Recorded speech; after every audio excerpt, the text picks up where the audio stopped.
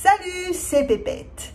Je vous ai parlé de Wu Zetian, l'impératrice chinoise au caractère bien trempé. Eh bien, voici Jito, son homologue japonaise. La troisième impératrice de l'archipel n'a rien à envier aux Borgia. Meurtre, intrigue, ça y allait. Alors, paradoxe des paradoxes, elle a promulgué la loi de succession en faveur des mâles pour son propre bénéfice. On voit ça tout de suite. L'empereur Tenji a un garçon et une fille, Jito. À la mort de l'empereur, c'est son fils qui naturellement doit hériter, mais le frère de Tenji ne l'entend pas de cette oreille.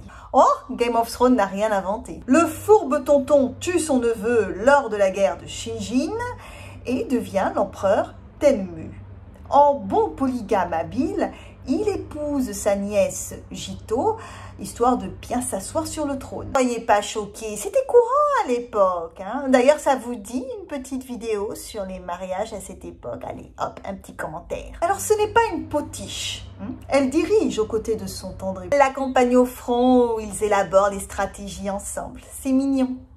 Politicienne accomplie, elle les dicte en accord avec son mari des lois administratives et en tant que mère attentionnée, elle élimine joyeusement les rivaux de ses rejetons. Oui, c'est une femme accomplie.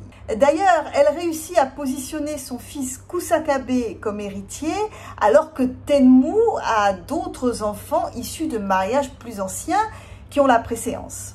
Elle fait jurer à certains fils de Tenmu qu'ils ne s'opposeront pas à l'ascension de Kusakabe. Ouais. Tywin Lannister l'aurait adoré. C'est donc tout naturellement qu'au crépuscule de sa vie, Tenmu donne les rênes à Kusakabe. Oui. Mais le petit est maladif. Sans parler du prince au-dessous, hashtag monsieur compétent carriériste. Il gêne. Jito va vite régler ça.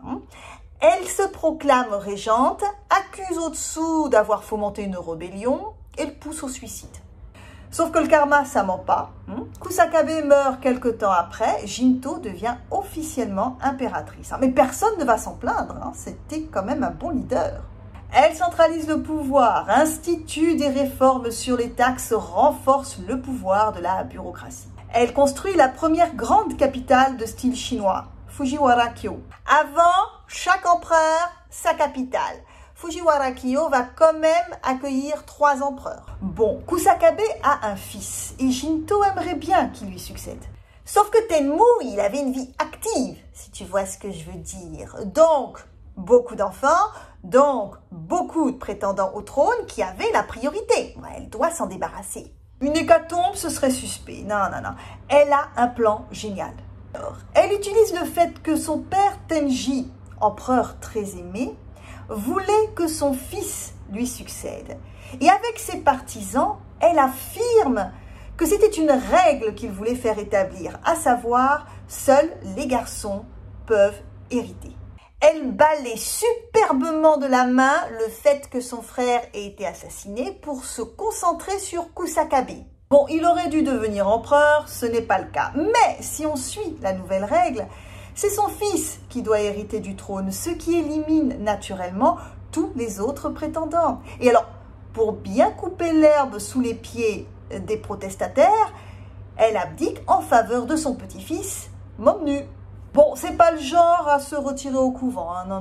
Elle va plutôt utiliser son influence pour s'allier au clan Fujiwara. Elle les aide à se marier avec des membres de la famille royale et en échange, ils accomplissent ses basses besognes. Sur son lit de mort, elle rappelle bien qu'il faut respecter la loi de succession des mâles et puis elle demande un dernier verre pour se détendre. Ouais, c'était une femme. Voilà, nous aussi on vous aime et puis partagez la bonne nouvelle. On vous fait de gros bisous. Bye bye.